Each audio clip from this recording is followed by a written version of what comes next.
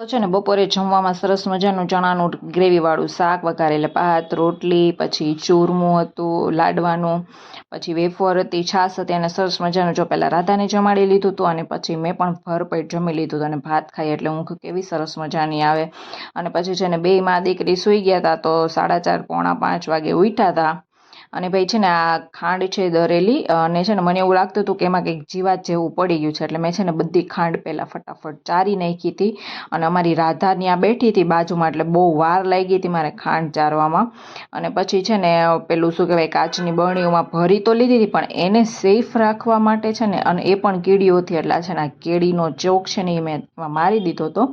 અને હવે તમને ખ્યાલ આવ્યો કે મેં છે ને ખાંડને મતલબ દરેલી ખાંડ શું કામ લીધી છે?